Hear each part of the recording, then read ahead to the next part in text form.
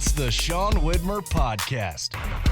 It's a journal by someone that just really doesn't like to write. Dang it. I hit record before I brought my notes up. Hi, it's the Sean Widmer Podcast. Well overdue. I think today's will be worth it. I'm going to tell a story I've never told. I don't know why it's inspired today.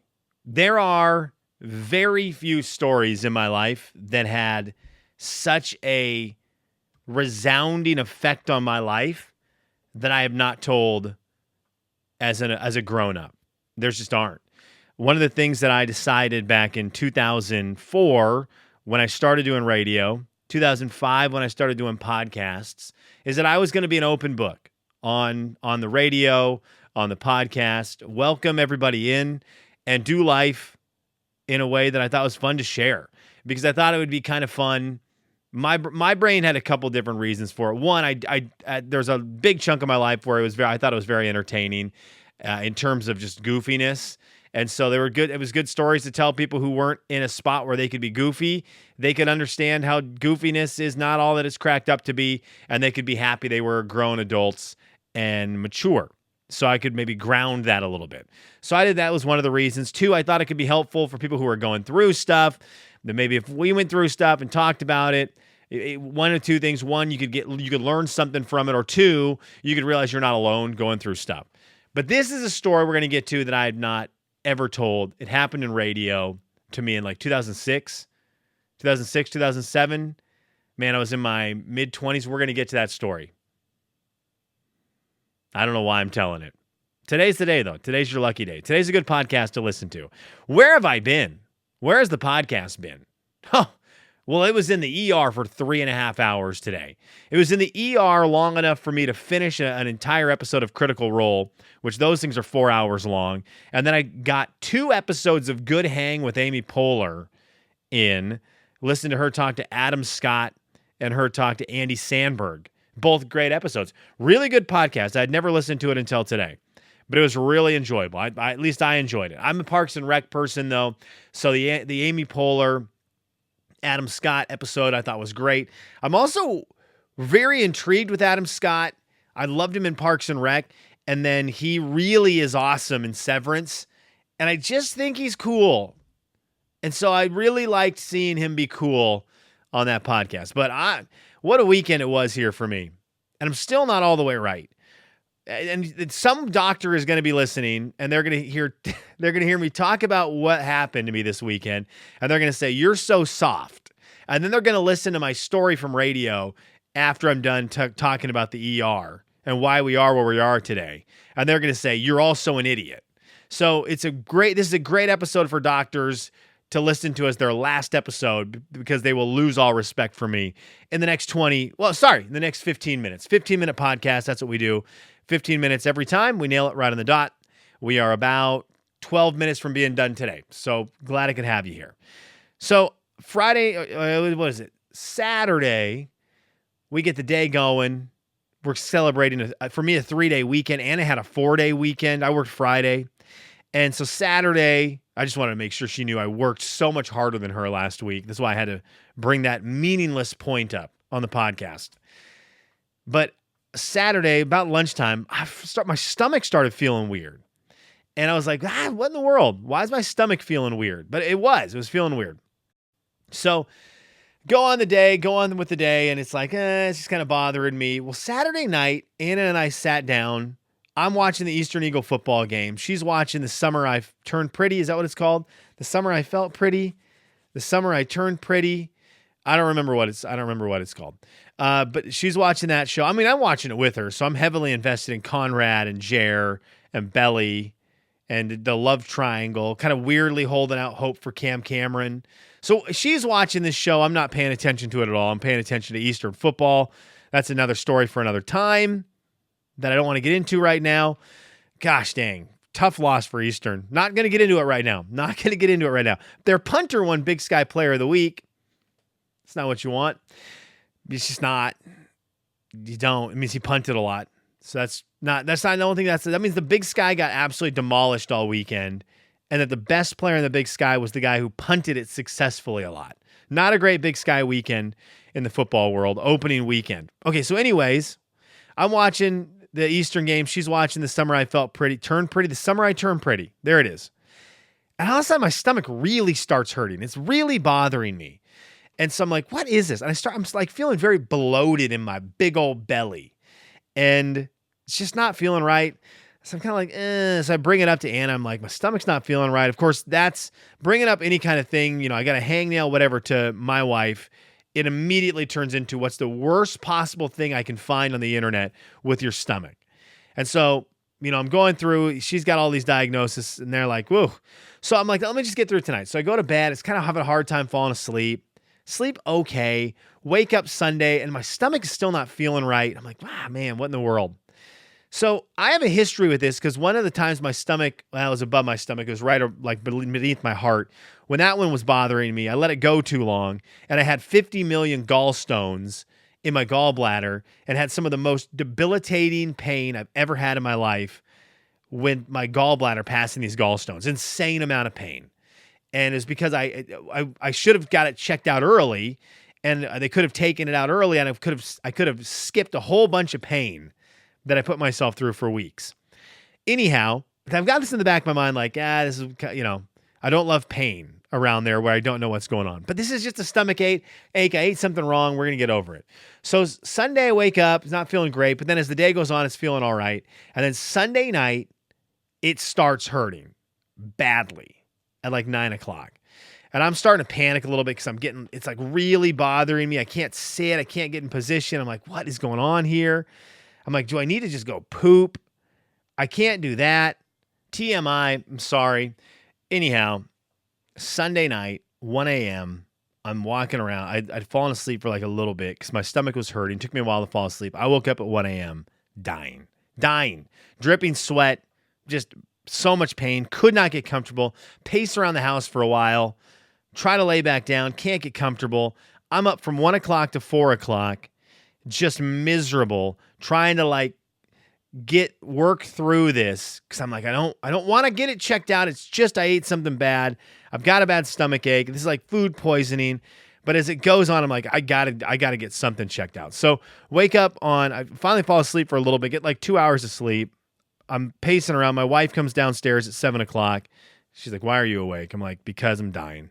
She goes, you got to go to urgent care. Well, it's Labor Day. So I try to go to urgent care. It's not open. So I go to another urgent care. It's not open until like 10 o'clock. The only other option is the emergency room at the hospital, which I'm like, that seems like a lot. That's not where you're supposed to go, but there's nothing else open. So I go into the emergency room and I just watch them open my wallet and just dump all of my money out into their hospital as they immediately walk me into a room. And at least in urgent care, you just go in, you tell someone, hey, here's what's going on. They say, here's a prescription, and then you leave. That's what I wanted today to be. But instead, I end up in an emergency room. They immediately stick me with an IV, which I don't like, and they just start pumping fluids into me. They start doing all these other things to me, and I'm like, whoa, what is going on? And they're like, did you not want all this? I'm like, no, I want to know what's wrong with my stomach. They're like, okay, well, that's what we're doing. And the doctor comes in. He's like, look, man, the way I'm going to find out what's going on, because it is kind of weird that it's been 3 days of it. That's too long to have stomach pain. For food poisoning, it wouldn't be lingering this long. And with it getting worse, like on a second night, is kind of concerning. So that worries me. He's like, we got to do a CT scan. I'm like, no. The most expensive picture in the world. So we go do the CT scan, do everything. He comes back. I've got something called like diverticulitis. Diverticulitis. Let me see. Diverticulitis. I don't know. An inflammation of small bulging pouches called diverticula that form in the wall of the large intestine and colon. There you go. So he comes in to explain to me what I've got. The doctor does. And he starts it off by saying, American food. I was just like, okay. I don't know what to tell you, man. I'm not going to ship my food in from overseas. I kind of like American food. But he is like, yeah, dude, you probably ate something bad this week and you got an infection and it's swollen and it's not looking great. And And he said like if I'd gone in earlier, I don't know. It sounded like maybe I'd neglected it a little too long. I don't know. Anyhow, he gave me the diagnosis, sent me on my way, and I've got diverticulosis. I don't know how to say the word. Can we name diseases something that's pronounceable? And I'm not like joking about it. Diverticulitis. It really is not a word that you should have to say. This is not me being like funny. I can't say the word. I actually can't say the word. Diverticulitis. That's not right. I just call it something else. Anything else? In an important world of medical, that's where we decided to make the words hard. So that when you go in and it's like, what do you think you have? You can't tell the doctors what it is because they've made the word impossible to say. Anyhow, so I've been dealing with that. It was miserable. Today was not a great day either. The day was okay. And then tonight, it's just bothersome. So I get a great 3.5, 4 hours in the emergency room today. Awesome. All right, why did I tell you that story? I don't know. I guess because I wanted to avoid this one as long as possible. But this story came up in my work like a couple times the last few weeks. And I started thinking about it and I was like, I've never told this story I never told it on the radio and I never told it on the podcast. And I don't even know if I've told a lot of my friends this story. I know I was very embarrassed by it. And so I just kind of buried it. But now I'm 43 and I get old man diseases that you go to the hospital for and do all these tests just to find out that you have a basic normal old man problem. And then the doctor looks at you like, thank you for wasting our time here at the ER. And I'm like, well, open your urgent cares. And I wouldn't be here right now. So anyhow, oh man, I've matured since this time. I just want to get that part of the story out right now. This was a very big learning experience. And I think I tell this story because it can be a learning experience for anyone that no matter how big you think your britches are, unless you are like the big britches in the building, like actually tidally the big britches, you're not. So I get a sports radio show young. And I get the keys to the castle, pretty much of a whole radio station, an AM sports station, so not like a big one. But I kind of get the keys to the castle at a young age, in my mid-20s. And I was feeling pretty good about it back then. Feeling pretty good about it. I could open the doors to a lot of things. I could pretty much go to any sporting event, which to me at the time, this was when you had it made. I could go into any sporting event and just go in. And there was there was not any shakedown or anything. If I wanted to go to a sporting event, I could just go for free. To me, that meant I made it. And it was the best. So college football, college basketball, semi-pro baseball, hockey in our area, high school stuff. I could just go to games and it was great. So, I kind of thought I was big man on campus and it was really bad look. And so I got a little loosey-goosey on the radio, and I would like push the envelope. A lot of the shows that I like to listen to push the envelope, which in the mid-2000s was edgy and shock jockey, and it was like not done a ton, and it was done by the bad boys of radio. Now with podcasts, it's mainstream. It's what everyone does, and it doesn't stick out as much. What I did would have stuck out, but it doesn't stick out as much because it's more normal. Because I think it is kind of fun and funny, and it's a good take on stuff, and it is more relatable, I believe, because we're all complaining about stuff. So that it's more relatable. But back then, that was not how it worked. So some of the guys that I worked with, there was turnover at work, and I'm young and stupid, and I don't realize that big business. They have to make moves. They have to keep making money. And so cuts happen from time to time. And that's just how it goes. And instead of me not getting cut and being thankful, I was a jerk. And some guys that worked with me that I liked got fired. And instead of me just like being cool and reaching out to them and saying, guys, I feel bad about this, and maybe getting lunch with them or dinner and talking to them about it, and maybe going to the bosses and being behind closed doors going, hey, I'm bummed that so-and-so got let go. That really sucked. That's a good person. That's a bummer. Instead, what I did is I went on the radio and I called out the general manager like I was some big-time, highfalutin, untouchable multi-million-dollar radio show, when really the reason I didn't get fired is because they were paying me peanuts and I was cool with it. And I was cheap labor that was not causing them problems until this day. And so I go on, I rip the manager or the general manager on the radio. And of course someone hears it. And the operations manager at the time, right after TC left, TC, if it would have been you, it would have been probably just as bad. But he comes walking in. I remember my show ended at 6 and I'd normally leave and there's no one in the building. He was still there. And I was like, this isn't good. And he came up to me and he goes, you won't be doing that again. Never again.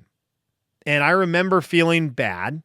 And I was like, oh yeah. And he's like, you cannot say the general manager's name ever again on the radio.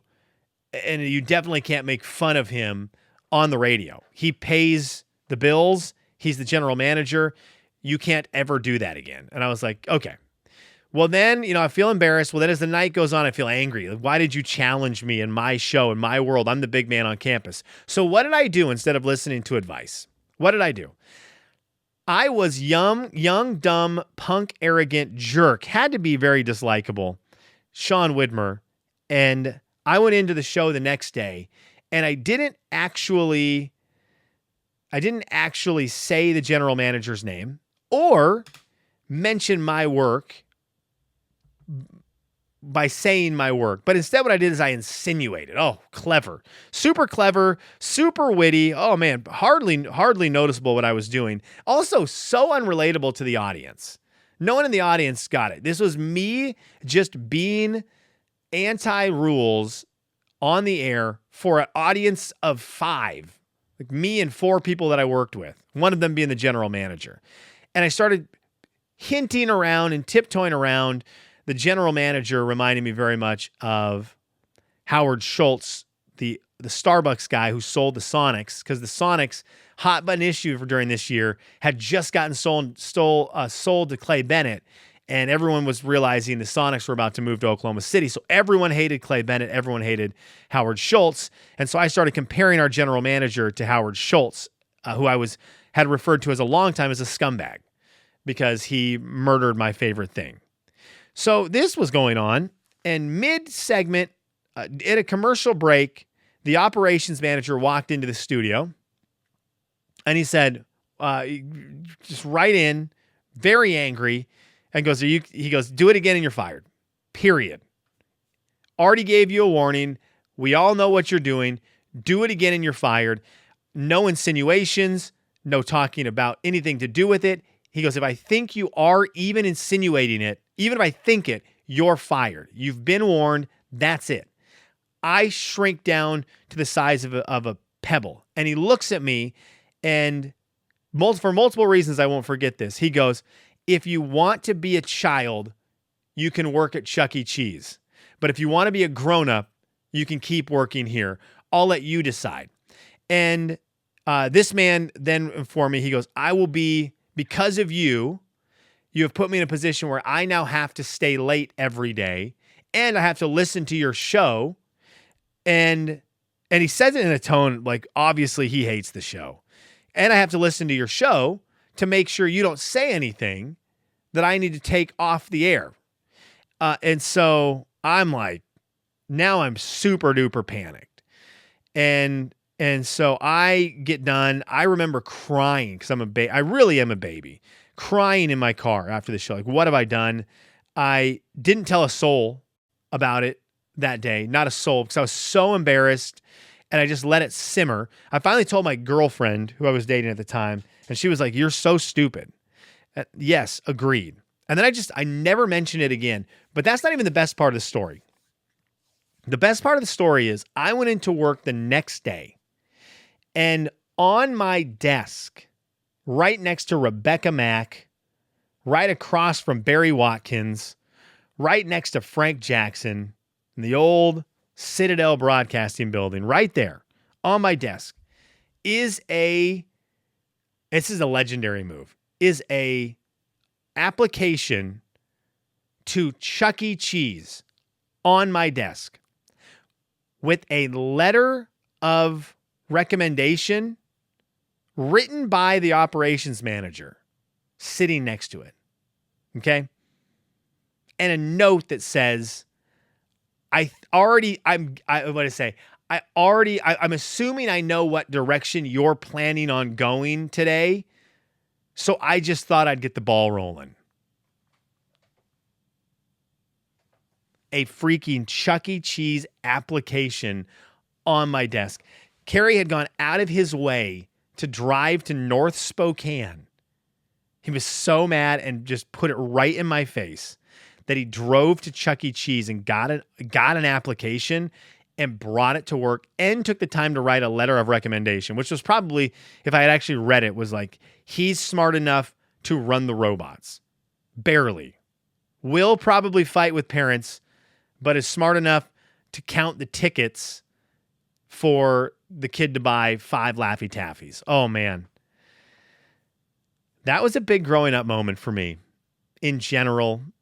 And it didn't stick like it probably should have all the way, because I pushed the envelope continually in the rest of my career in radio doing stupid things. But that one sunk in. I had that Chuck E. Cheese application for a very long time in that office up on the radio station in 57th. It's probably still in a desk there somewhere.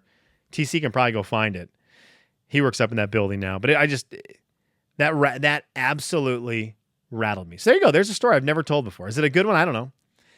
I thought it was an amazing, like I was all the way in the wrong, all the way the idiot. Nothing about me looks good in that story, but what a baller move by the operations manager to throw down the Chuck E. Cheese. If you want to be a child, you can work at Chuck E. Cheese, and then the next day bring in the application and betting on me to have to fill it out.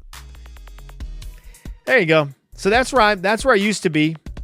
Now I just go to the doctor, go to the ER on Monday mornings on Labor Days to sit there for 3.5 hours and listen to Amy Poehler do a much better podcast than this one. Thank you for tuning in to your favorite 15-minute podcast, the Sean Widmer Podcast. Peace out.